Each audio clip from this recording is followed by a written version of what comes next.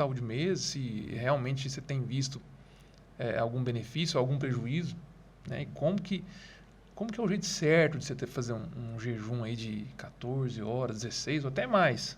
Ou qual que é o tempo ideal para um objetivo de saúde ou para manter uma glicose mais estável ou perca de peso? Ah, um planejamento mínimo aí para quem está nos assistindo agora. Eu não sou dessa área, mas eu conheço um pouco, já estudei um pouco sobre isso.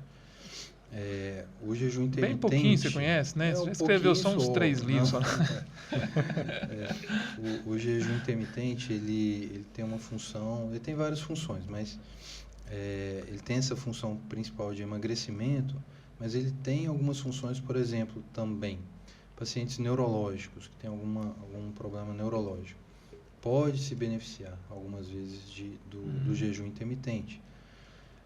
O nosso corpo sem alimento, né, sem comida, e valendo, né, você pode tomar água, né, durante o jejum intermitente, você pode tomar água, pode tomar café, chá, né, não é uma dieta zero, certo? Você precisa se hidratar.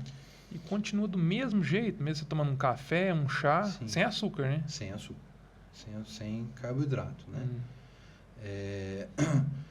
Continua, porque você vai diminuir a liberação de insulina lá no seu pâncreas. O nível de insulina cai, o seu metabolismo ele muda. O corpo, a princípio, ele vai, para se manter funcionando, ele vai quebrar carboidrato. Então, ele vai lá no seu fígado, ele tira glicose de lá, glicogênio, né? Quebra, vira glicose. Só que isso tem um limite, né? E depois de certas tem um horas, estoque, né? O seu estoque ele meio que fica baixo. finaliza. E aí o corpo começa a quebrar gordura. A próxima etapa é quebrar a nosso estoque de gordura, né? Essa Fica hora que o pessoal guardado gosta, ali, né? O carboidrato, quando ele é quebrado, ele produz oxigênio e hidrogênio. Mas a gordura, quando é quebrada, ela produz uma substância que chama corpos cetônicos, ácidos, né, cetônicos, semelhantes à cetona de unha, lá, né, de limpar a unha. Esses corpos cetônicos, eles também têm uma forma gasosa, pode sair no pulmão. Então tem aquele hálito cetótico, né, de cetona, que acontece quando você está em jejum mais prolongado. Só que esses ácidos no sangue, eles vão para o cérebro e o cérebro começa a consumi-los. Ele vira comida de neurônio lá, né, no cérebro. E tem estudos que mostram que aumenta a performance cerebral. Você fica... você começa a ter uma claridez cognição essa deve palavra melhorar. nem existe, mas do pensamento e tal, você começa a funcionar melhor, né? Tem, por exemplo, só para você fazer um contraponto disso, tem alguns nutricionistas que falam que você comer carboidrato à noite, você vai dormir melhor, né? Por quê? Porque dá esse torpor, né, cerebral. Então tem gente que vai lá comer uma bolachinha, toma um leitinho com Toddy e tal e dorme bem, entendeu? Então é só para ver esse contraponto. O cérebro funciona melhor, ele equilibra e você começa a perder peso, né? Começa a perder gordura. Tem que tomar cuidado, né? Você tem que passar por uma avaliação médica, ir num nutrólogo, nutricionista, para ver se você pode fazer isso também. Porque às vezes você tem comorbidades que pode impedir você de fazer, né? Então isso falando medicamente, tá? Mas é excelente também nos nossos tempos hoje. Eu penso muito eu faço jejum de vez em quando, mas não é com essa função de querer emagrecer, mas é uma função de espiritual mesmo, né? Então, de você aumentar o autocontrole sobre você mesmo, né? Então, Como que você faz? Eu consigo ficar sem Como comer. que é o seu jejum? Explique para nós. Eu não consigo ficar sem o café da manhã, né? Sem o café da manhã, não dá. Aí eu acordo com muita fome de manhã. E se eu não comer, aí eu não consigo funcionar de manhã, me dá dor de cabeça, então não dá. Então eu tomo café da manhã, só janto. Ah, sim. O dia Aí todo. passa ali que umas 15 horas, 14 horas. Aí eu vou jantar, eu tomo 7 horas da manhã e vou comer 8 horas da noite, de novo, né? E ali, na hora do almoço, dá fome pra caramba, né?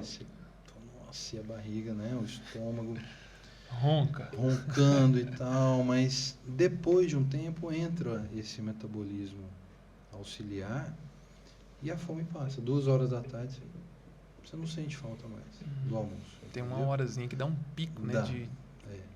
E aí você fica bem, né? Você continua bem. Rodrigo,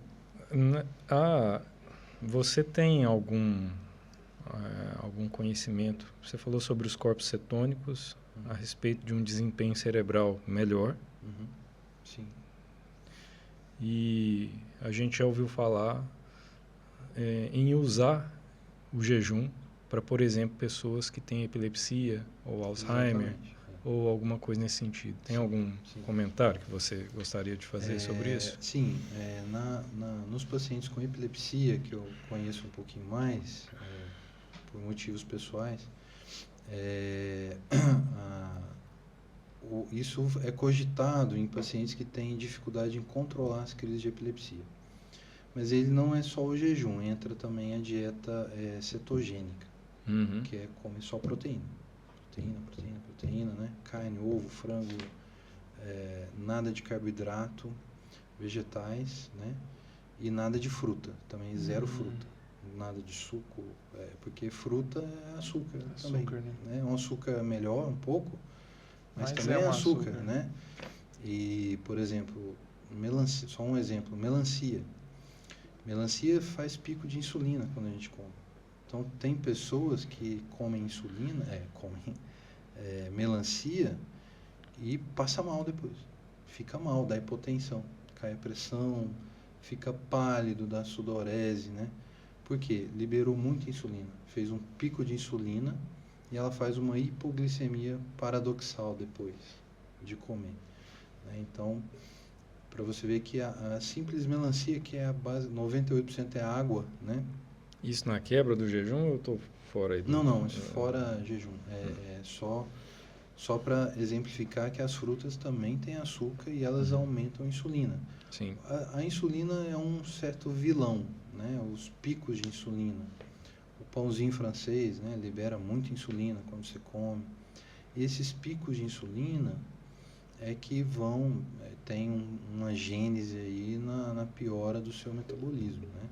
Tanto é que quando você vai fazer uma dieta, vai no nutrólogo, nutricionista, fugindo da minha área também, às vezes ele te dá uma lista com os alimentos que geram muito pico de insulina, entendeu? Para você evitá-los, né? Então tudo isso contribui, tá? Mas aí a dieta cetogênica, voltando junto com o jejum intermitente, você melhora o metabolismo cerebral e você consegue ter uma melhora da performance da epilepsia. Isso é bem estudado, isso? Sim. Funciona mesmo? Isso já foi proposto, assim, né? Eu tenho um familiar que tem epilepsia e que acompanha com uma médica de São Paulo e tal. Isso foi aventado, né? Essa hipótese, mas não chegou a testar. Mas há estudos mostrando, né, isso. Então é uma possibilidade, sim. Okay. E depois veio também, né, a questão da maconha medicinal, né? Eu esqueci o nome. O THC, né? THC. E que tem um papel também importante nisso, né? E tem controlado muitos pacientes com isso também. Ok. Posso fazer uma pergunta? Fica à vontade.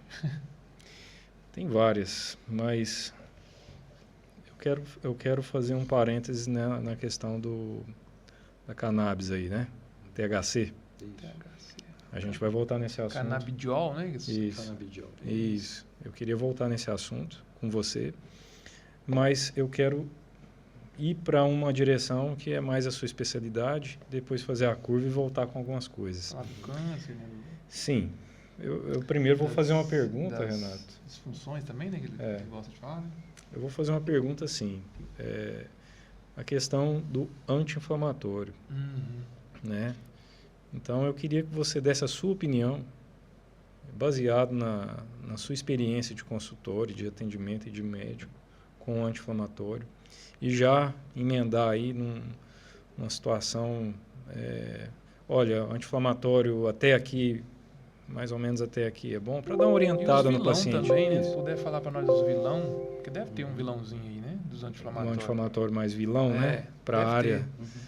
Um comentário sobre anti-inflamatório, o que a gente deve tomar cuidado, porque, assim, na prática, o ser humano precisa de um anti-inflamatório em algumas situações, né? Mas qual situação ele deve evitar? Certo.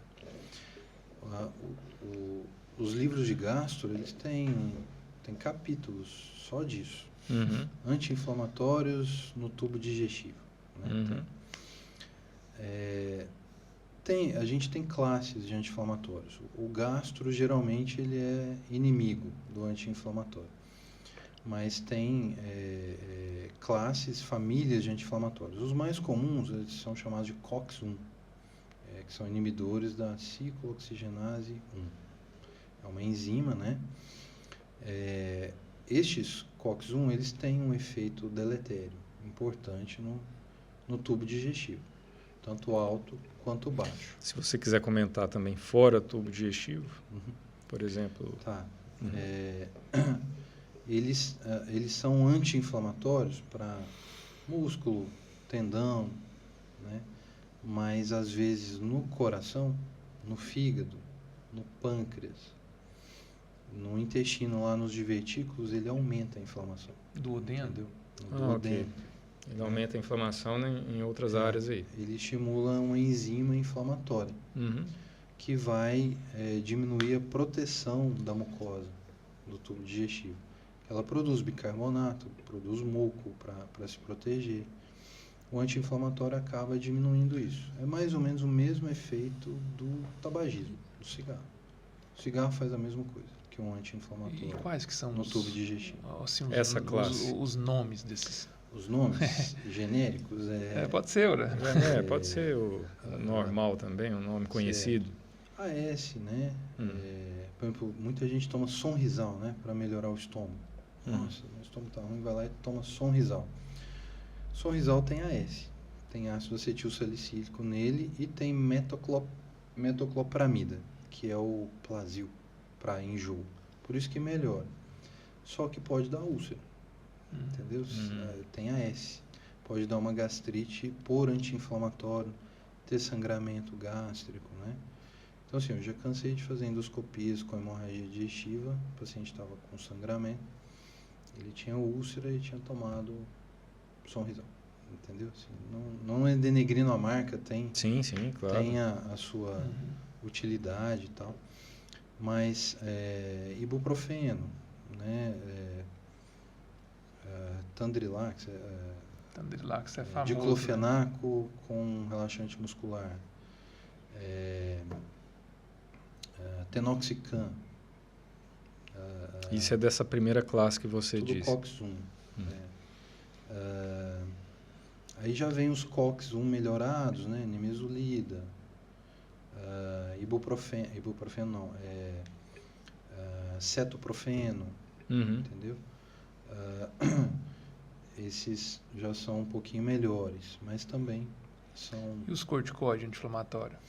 Os corticoides, eles têm um mecanismo de ação diferente, né? Eles são hormonais. Te atrapalha alguma coisa na sua área? Algumas vezes sim, eles são gastroirritantes, né? Mas eu uso corticoides. Muitas doenças gastrointestinais eu tenho que usar corticoides. É melhor do que esses... É melhor. Só que ele tem um mecanismo de ação diferente para coisas diferentes, né? E ele tem efeitos colaterais diferentes também, e algumas vezes até mais severos, né? Mas não é uma causa comum de hemorragia digestiva e tal. Você falou Tandrilax, AS, se fosse você nomear um vilão mesmo, que a AS também tem muita gente que usa, né? Por questão de coagulação. Como que toma para minimizar? Tem a sua utilidade, né? Então, hoje já existem alguns algumas marcas que são gastro-resistentes, e aí oferece uma proteção gástrica. Ele tem um revestimento e tal, que é liberado não no estômago, mas lá embaixo. Diminui a agressão local, mas também não é 100%, né? Mas o fato é, se você tem que tomar uma medicação contínua, não use isso por conta própria, né? Você precisa ter uma indicação, precisa acompanhar com o médico, porque ele tem que saber os efeitos colaterais daquilo, os efeitos deletérios, e te proteger. E tem gente que usa aspirina, né? Tem. Aspirina tem Então, um eu AS. tenho O AS, paciente- a aspirina também te dá esse problema, né? Sim. Então, às vezes, um exemplo prático. Eu tenho um paciente idoso com doença diverticular dos cólons, né? Os divertículos, às vezes, para quem não sabe, é mais comum nos idosos, é como se fosse uma bolinha assim na parede do intestino, por fraqueza da parede. E por dentro, quando a gente está fazendo colonoscopia, você vê um furinho, um saquinho com fundo cego. Ali de dentro do divertículo nasce uma artéria.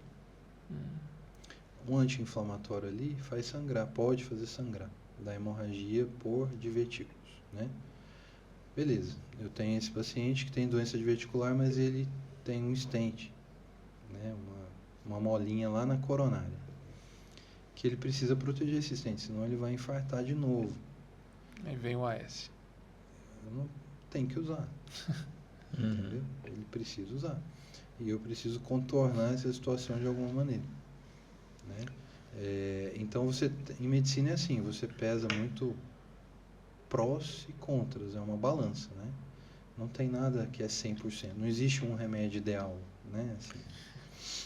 Esses anti-inflamatórios, eu achei muito interessante, se você pudesse falar novamente, ele pode trazer um benefício anti-inflamatório a algumas regiões, por exemplo, músculo esquelético, Sim.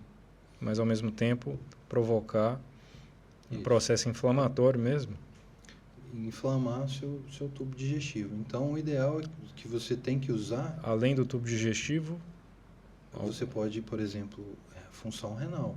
É muito perigoso para rins. Então, um alerta, né? Se o paciente é diabético, já de longa data, é idoso, e ele usa um anti-inflamatório, às vezes por longo período. Este anti-inflamatório pode alterar a função renal dele.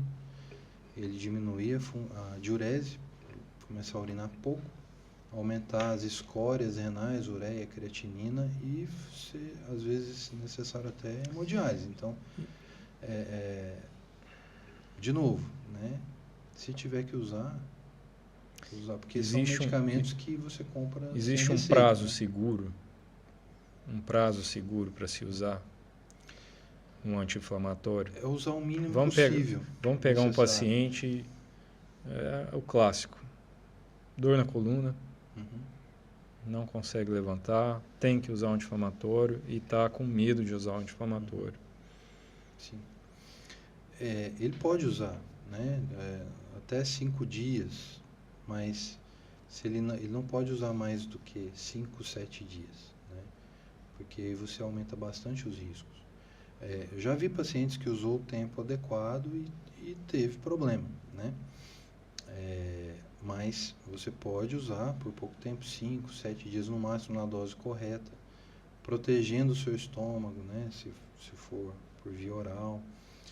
Se você tem antecedente de úlcera gástrica, úlcera duodenal, tem um estômago operado, paciente bariátrico, por exemplo, que tem a anatomia toda diferente ali do estômago, ele tem que tomar mais cuidado, porque o anti-inflamatório ele pode agir, ter esses efeitos deletérios tanto na corrente sanguínea, mudando ali essas enzimas que eu falei, como local, tópico. Às vezes só dele encostar na mucosa, se ele ficar parado ali na mucosa do estômago por um período grande, ele faz uma úlcera de contato, entendeu? Isso pode acontecer no esôfago, se você é idoso, já tem uma digestão ruim, às vezes engole e a comida desce mal, você tem que ajudar com líquido, você corre o risco, tem que tomar cuidado de tomar um anti-inflamatório, e esse anti-inflamatório ele para no esôfago, ele faz uma úlcera esofágica bilateral. A gente chama kissing ulcers, né? Que é úlcera em beijo. Que lesa do lado e do outro, dos dois lados, né? Mais um, então. Você falou, me lembrou um saudoso amigo meu, Wesley. Ele trabalhou na Coca-Cola por 10 anos. Ele falou, rapaz, eu não bebia água, não. Ele, infelizmente, foi embora com um câncer de esôfago. E já estava no peritônio dele. Tá? Um cara muito gente boa. Ele trabalhava na 17, na Garagem União. Você poderia, assim, explicar alguma coisa nesse nível Câncer aí? de esôfago? A Coca-Cola, o que a Coca fez com ele? Falou que por uns 10 anos eu nem bebia água. Bebia Coca. Coca. Mas não foi a Coca, não. Foi, não. O câncer de esôfago, ele tem alguns fatores de risco bem estabelecidos. Então, a gente não costuma, assim, eu vejo pouco, eu já vi bastante, mas hoje há uma diminuição pela acessibilidade de se fazer endoscopia, né? Hoje é mais fácil, mais acessível, mais disponível, né? Mas antigamente era menos. Mas o câncer de esôfago ele tem 2 fatores de risco principais: tabagismo e etilismo. Não tinha nenhum dos dois, então, cara. Aí, a gente tem 2 cânceres, 2 tipos básicos: o espinocelular, que é o câncer mais do corpo do esôfago. O fator de risco basicamente é esse. E temos hoje tem aumentado o adenocarcinoma de esôfago. Esse adenocarcinoma ele está mais embaixo, ele tem um tipo tumoral diferente. Ele está mais na transição esôfago-gástrica. Os fatores de risco dele são outros. Então, por exemplo, doença do refluxo, esôfago de Barrett, obesidade, tá? Isso faz aumentar ali a agressão celular e desenvolver esse tipo de tumor. Esse é um assunto que eu acho que é importante para quem está ouvindo, né? Mágica aí, né? Isso. Opa, um assunto... Desculpa. Tá bom. E fala um pouquinho desse esôfago de Barrett, de uma maneira... Barrett. Isso. O que significa isso para o pessoal entender? O esôfago de Barrett, ele não é muito comum na nossa população. Ele é mais importante na Europa, no norte da Europa, nos Estados Unidos, por causa da raça mesmo, da questão racial. Nós somos mais misturados, vamos dizer assim. Tem um choque de Nelor, né? A etiologia nossa é difusa. Mas... Isso é bom pra gente, né? Você pensar, sim. ter um choquezinho com algumas... Sim. Tem uma vantagem. A gente tem a nossa, vamos dizer assim, nossa incidência, nossa etiologia de doença é muito parecida com os americanos, tá? É mais ou menos parecido, igual. Mas o esôfago de Barrett, com 2 R's e 2 T's, né? É uma complicação da doença do refluxo. Tem um fator genético, né? Ali dentro dele, mas é como se houvesse uma mutação, se fosse um X-Men. As células do esôfago, elas deixam de ser células do esôfago e elas se transformam em células intestinalizadas. Então, quando você faz a biópsia ali, parece célula de intestino dentro do esôfago. Como se tivesse subido uma célula e proliferado aqui em cima? É uma metaplasia que a gente chama. Não é uma proliferação, no caso, não? Não. É porque é como se fosse uma reação do organismo. Ele está sendo agredido com ácido, com bile e tal, que está voltando. Aí ele muda de célula. Ele coloca para criar uma mucosa, alguma coisa assim? Ele tenta se proteger e essas células intestinalizadas, elas povoam ali a transição esôfago-gástrica. Qual que é o problema? Elas se tornam muito susceptíveis a degenerar, fazer displasia. Displasia é quando a célula ela começa a ficar estranha. Ela fica maior, o núcleo dela rebaixa, fica maior. É uma célula estranha, então ela é o caminho para desenvolver o câncer. É uma coisa que eu vi também, que no jejum intermitente o organismo nosso começa a combater essas células melhor, né? Tem esses estudos que mostram isso. Né? Uma coisa que eu queria que você falasse também, que vai ser dúvida de muita gente também, Aníbal, é a questão do refluxo. É uma epidemia, né? Refluxo. Tem muito refluxo. É uma epidemia silenciosa, porque muita gente não sabe que tem. Eu acredito que, sei lá, eu chutaria que nada, metade do pessoal que vai ouvir isso aqui tem refluxo. E afeta a sua área, né? Também. Afeta a sua área, porque é o refluxo extraesofágico, está fora do esôfago já. É muito comum, assim, uma prevalência grande, vem aumentando, tem um pouco a ver com ganho de peso, né? Quanto mais você ganha peso, maior a chance de refluir. A causa exata a gente não sabe, assim, a medicina não entende muito bem, mas a gente sabe que tem um mau funcionamento na transição esôfago-gástrica. Ali tem um esfíncter, um músculo circular que abre e fecha. Quem tem refluxo tem um defeito nesse barreira, né? Na barreira. Ele está totalmente aberto, não fecha mais, que é a hérnia de hiato, a famosa hérnia de hiato. Ou ele não tem hérnia, mas ele faz relaxamentos transitórios durante o dia. Ele relaxa não era para relaxar, ele relaxa. Então ele perde a função de válvula. E aí volta. E esse líquido que volta para o esôfago, ele começa a agredir o esôfago. Se ele sobe mais, vem até em cima, ele começa a ter, o paciente pode ter sintomas extraesofágicos. Às vezes uma tosse crônica, começa a tossir. Tosse. Uma tosse seca. Tosse seca. O cara vai no torrino. Tosse irritativa, ou ele acorda à noite tossindo, né? Essa que é a questão. A população às vezes vai muito não sabe onde que tem que ir, muitas vezes, né? Sim. Ou vai no pneumo, né? Pneumologista, para investigar a tosse. E muitas vezes ela está ali, refluxo. Né? Então ele pode ter tosse crônica, ele pode ter desgaste do esmalte dentário, o dente perde o brilho, ele começa a ter sensibilidade dentária, né? A calor, a frio. Rinite, sinusite, otite, rouquidão, pigarro, tudo isso pode ser de refluxo, entendeu? Piora por exemplo, se o paciente tem um pulmão mais hiperreativo, ele tem uma tendência à asma, ele começa a desenvolver asma, chiar o peito, entendeu? Então tem uma série afeta outras especialidades, né, o refluxo. E eu recebo, às vezes, né, pacientes que vêm desses colegas, o otorrino que me manda, ou o otorrino deve mandar muito, o pneumo, né?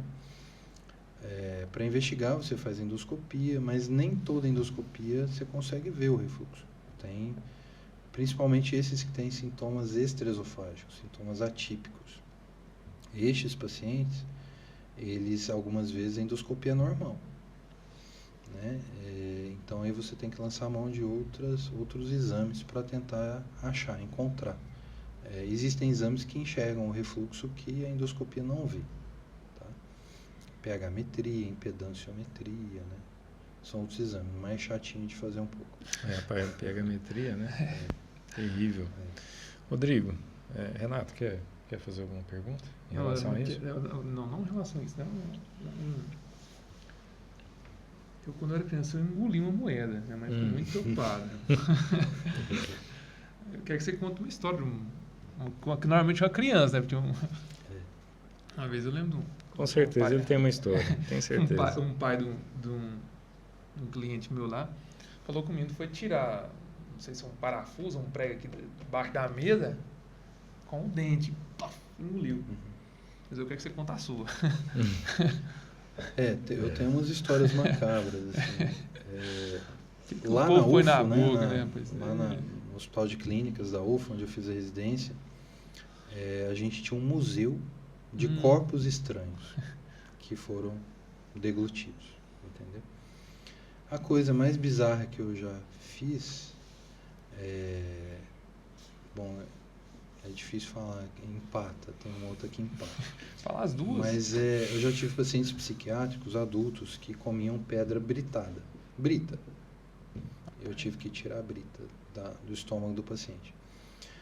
Moeda eu já tirei várias, é muito comum. A minha filha engoliu uma moeda, a minha mais nova, moeda de 25 centavos. E ela é grande, né? Então a moeda, geralmente, ela para no começo, aqui, ou no terço superior ou no médio do esôfago. Você vê no raio-x, quando ela está parada aqui, você tem que ir lá e tirar.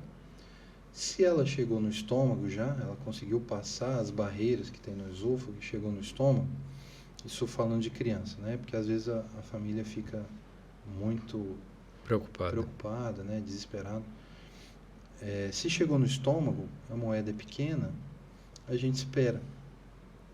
Porque às vezes é pior para a criança você fazer endoscopia e tentar tirar. Dá mais trabalho do que tirar quando ela está parada no esôfago. E a gente espera seguir o curso natural. Você vai acompanhando com raio-x e sai. É só perder o valor só a moeda. Ela sai toda oxidada. Né? Não dá nem para identificar. Mas eu já vi uma criança e eu tirei esse caso, ela engoliu o chaveiro de casa. Nossa. A argolinha, né, assim, e 3 chaves. Pai do céu. Eu não sei como isso aconteceu, como ela conseguiu. Mas ela engoliu e estava no estômago. Grande, hein, rapaz? Aí esse a gente tem que tirar, né? Não dá, porque esse passar lá embaixo, né? É difícil, né? Então esse eu estava num plantão, eu era residente ainda, estava no último ano de residência, de plantão, estava no spinning, lá me ligaram, corpo estranho, né? Tive que ir lá. Aí eu tirei, pegando foi difícil, deu trabalho, mas peguei pela argola. Consegui laçar a argola, ter um equipamento próprio. E na saída você tem que tomar muito cuidado para não rasgar o esôfago, né? Tem toda uma técnica, né? Mas sair aqui é o pior, alguma né? coisa antes? Só sedação. Né? Só sedação? Jejum e sedação. Criança, tinha um anestesista junto, né? E eu consegui tirar, né? Mas o que mais impressionou foi a reação da mãe. Ela falou, nossa, minha chave. Ela queria a chave. De todo jeito. Nossa. Porque era a chave de casa, da porta de casa, né? Nossa. Mas eu já tirei também uma coisa bizarra, era um paciente psiquiátrico, ele pegou uma bola de futebol de couro, de campo, futebol de campo. E ele arrancou os gomos de couro da bola e ia engolindo. Né? Ele comeu quase a bola toda. Tive que tirar também, porque impactou, né, na saída do estômago, não sai. Não sai, né? Não. Então eu tive que fazer várias passagens no endoscópio. Nossa, que servição, cara, te deu, hein, rapaz? Ô, Rodrigo, recentemente, um paciente meu chegou lá e falou, rapaz, tem um cara lá na minha cidade, ele é do norte de Goiás. Falou, tem um cara lá na minha cidade aqui que come um copo de vidro. E isso me lembrou, não era criança não, já era adolescente. Eu vi um cara mastigando o copo, quebrando a beirada do copo. Só que eu não...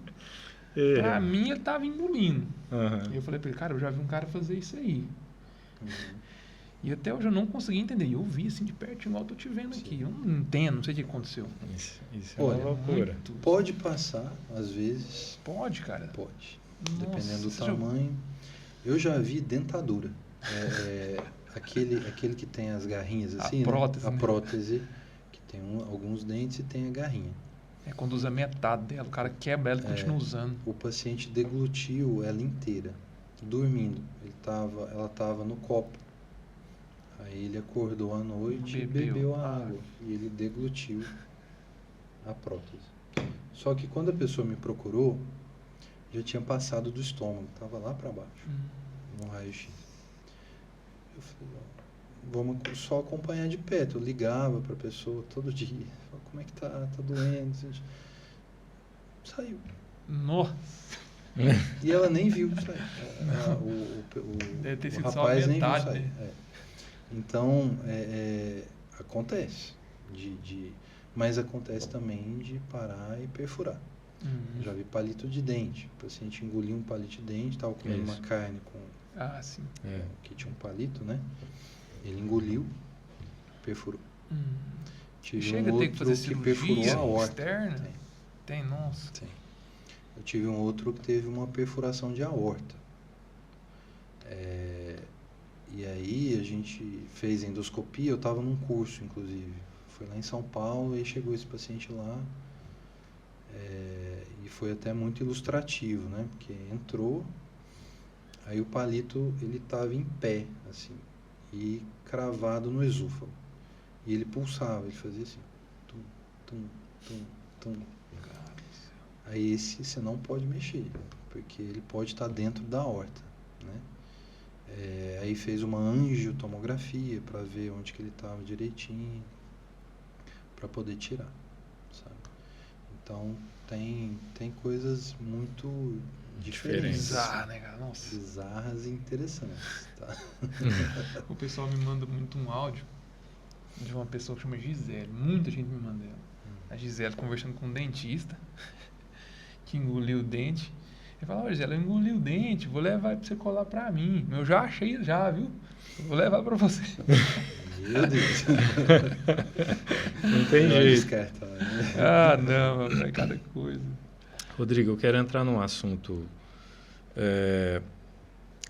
virose, né? Primeiro, eu vou falar várias perguntas e você vai pegando aí.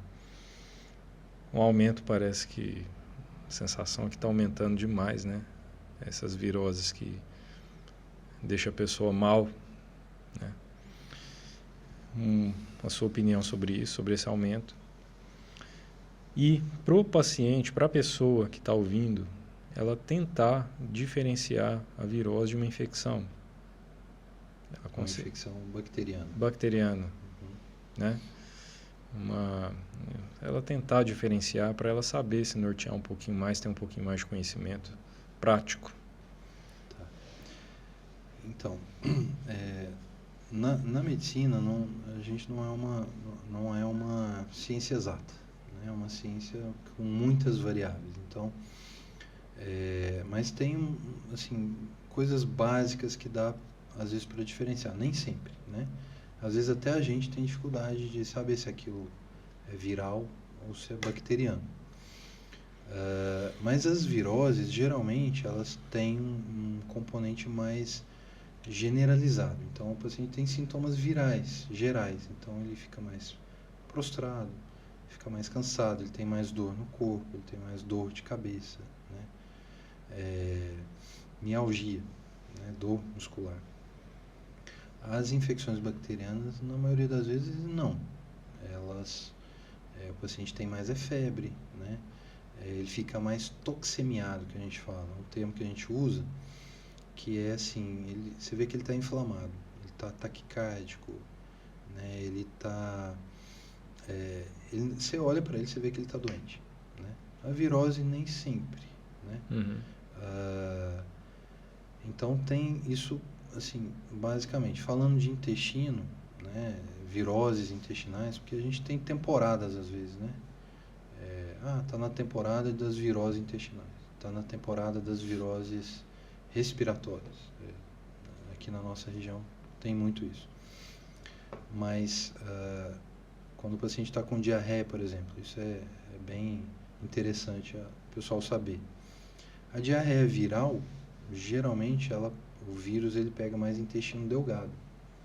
Então, ele não tem muita diarreia, muitos episódios de diarreia. Ele tem 1, 2, no máximo. Não é aquosa, maior quantidade, mas ele tem muito enjoo, muito desconforto gástrico alto, sabe? E tem os sintomas da virose. A diarreia bacteriana, a infecção bacteriana do intestino, as evacuações são muito mais frequentes. Então, 5, 6, 7. Eu já vi paciente que foi no banheiro 30 vezes. Ele tem mais dor, a dor é mais embaixo do abdômen, né?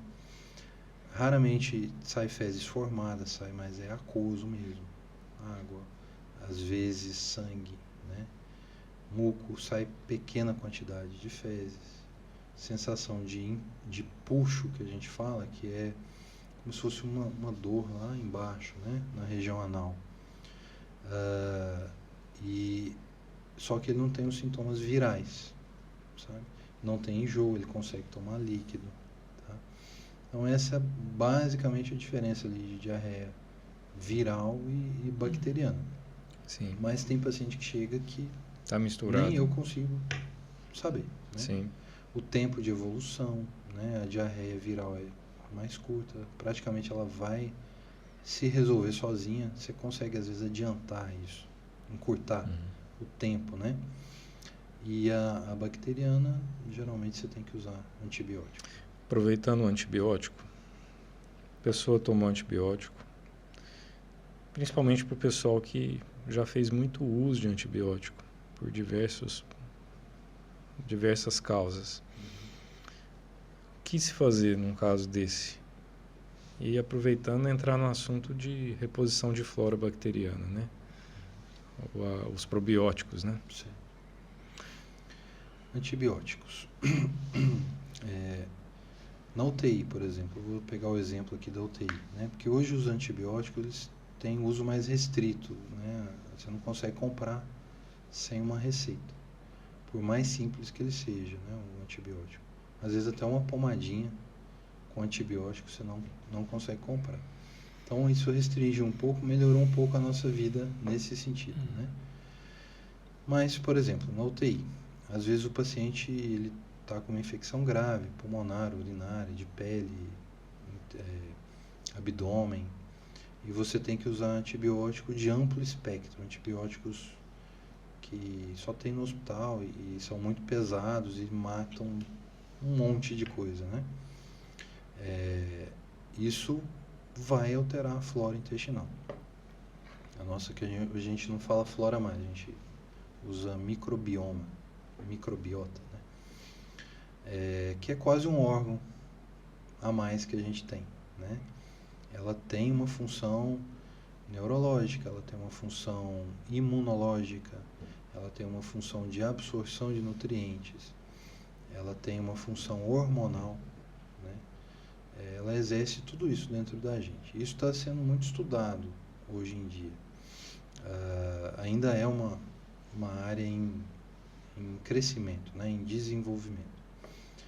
Mas quando você toma esses antibióticos de amplo espectro, você muda a sua flora e você seleciona bactérias. É a seleção natural. Você aumenta a pressão sobre aquela população. A população susceptível vai morrer, vai desaparecer.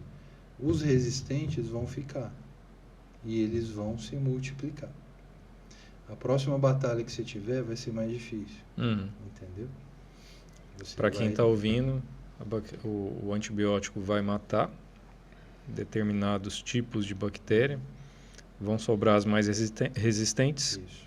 E a próxima vez... E as bactérias, elas não são egoístas. Uhum. Elas, quando essa aqui, eu tenho a resistência a tal antibiótico. Você não tem, colega, eu vou passar para você a resistência. Elas trocam o material genético entre elas. E aí, às vezes, você faz um exame que a bactéria era sensível a tal antibiótico. Você começa a dar um antibiótico, ela fica resistente. Entendeu? Porque ela trocou material genético entre elas. Então, com isso você vai selecionando flora e as bactérias vão ficando cada vez mais resistentes, né? Então, muitas vezes, assim, a gente fala de infecção hospitalar, né, e tal, mas muitas vezes é a própria seleção bacteriana, né, do paciente que gerou aquela bactéria, entendeu? Que ela já está na gente, só que ela está controlada por uma flora do bem, vamos dizer assim, e você mata essa flora do bem, elas aparecem, as mais graves, né? É isso. E a gente tenta, sempre que o paciente teve que tomar antibiótico por algum motivo e tal, tentar usar um probiótico, né? E eu falar com o seu médico para que ele consiga recompor essa microbiota, né? Que vai ser bom para a saúde dele. É uma coisa que eu vi também no Lewis House lá, um rapaz que eu acompanho, foi um gasto lá também, ele falou para você comer 30 tipos de vegetais por semana. Que cada vegetal alimenta Sim. um personagem aí dessa flora. Sim, sim. Tem isso mesmo. Eles exercem uma função de prebiótico, né? O probiótico é o ser vivo mesmo, o lactobacilo. Eles são prebióticos. Eles fornecem uma nutrição para aquela linhagem de bactérias, entendeu? Por exemplo, uma coisa que ajuda muito a melhorar a saúde do nosso intestino, um prebiótico, é a glutamina, né? Às vezes o pessoal usa para academia e tal, mas a glutamina é um alimento assim de alto nível para os enterócitos, as células do intestino. Para a gente não perder, só fazendo um parênteses rápido, qual o melhor horário para se tomar a glutamina? Você tem uma opinião sobre isso? O melhor jeito de usar? O recomendado é em jejum. Jejum, né? Em jejum. Uhum. Porque para que você use em jejum de manhã, quando você acorda, você toma, dá um tempo, né, para ela ser absorvida. Que ela é um aminoácido, né, na verdade, mas funciona como prebiótico também. Tá?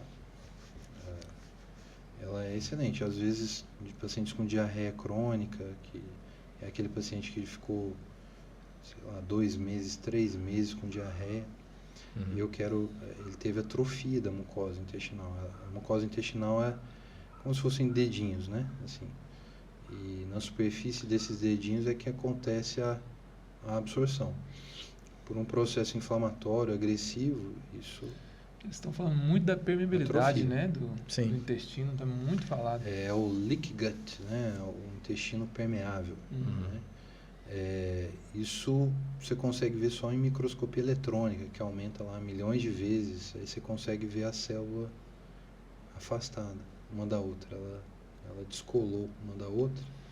Isso permite que substâncias da luz intestinal entrem e estimulem o seu sistema nervoso, o seu sistema imune ali da parede intestinal e te inflama. É esse conceito, né, de inflamação. O conceito é dessa permeabilidade do intestino aumentada gerar inflamação no corpo como um todo. Sim. A pessoa fica inflamada. Fica inflamada. E começa a ter sintomas, né? Às vezes, eu tenho muitos gases, doutor. Pele, né? Tô fraco, tô sempre cansado. Aí você faz, às vezes, uma prova inflamatória, tá um pouquinho aumentada, mas você não acha nada assim... Específico, é tudo muito inespecífico. Então, há esse conceito hoje de inflamação, né? Que é muito importante e que é uma coisa nova também. Eu acho que vai vir muitas coisas ainda, né, nessa área. Inclusive, área de pesquisa de neurogastroenterologia, né, para você ter uma ideia. Tem alguma pergunta? Tá tranquilo? Rodrigo, quero fazer 2 perguntas. Quero ver se você também não tem mais alguma pergunta para fazer, Rodrigo. Eu vou te fazer as 2 perguntas, depois eu faço para você fazer a terceira. Ok. Como que você quer ser visto depois que você for embora daqui, na sua profissão? E se tem alguma pergunta que você queria responder para você mesmo? E você, amigo? Bom, isso... Eu já fiz esse exercício já, tá? Lá no curso de filosofia que eu faço, é o necrológico, né? Você tem que escrever para você mesmo um obituário no jornal, como se você morreu e aí vem lá, Dr. Rodrigo Ferreira. Tipo epitáfio, né? Pai, né? Esposo, tal. Cara, eu gostaria de ser visto só como alguém que ajudou, só isso, alguém que teve uma utilidade aqui nesse mundo, né? E que deixou, não falo em legado, nada disso, mas que pôde ajudar as pessoas, né? E que as pessoas lembrem com carinho, né? E que rezem para minha alma depois. Mas Acho que é isso. Eu não tenho grandes assim, pretensões, nem assim, uma necessidade de ser visto, nem nada, mas eu acho que isso cumpriu o meu papel.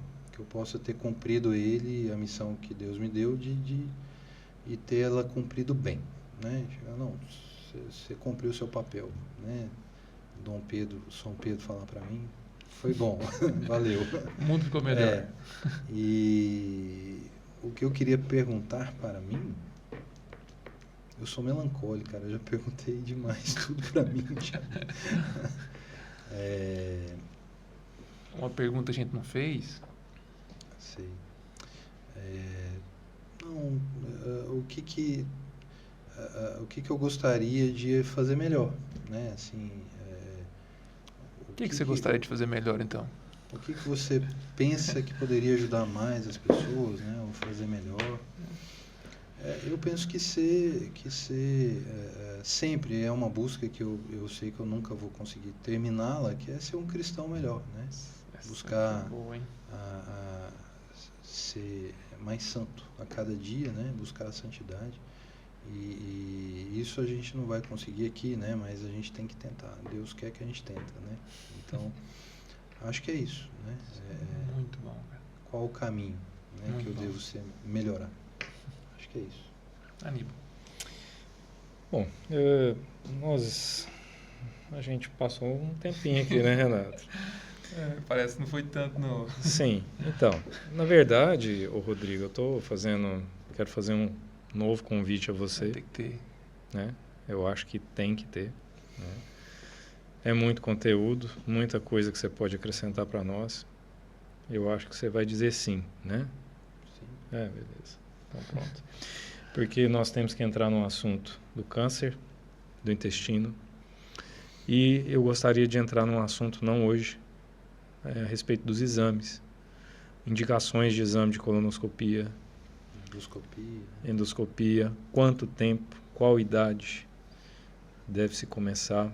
Quais sinais de alerta que a pessoa pode ter para ligar o sinal de alerta e procurar a sua especialidade. Mas não vai dar para fazer hoje, né, Renato? Mas vai ficar. Então, eu queria agradecer por enquanto, assim, a sua disponibilidade, o seu conhecimento.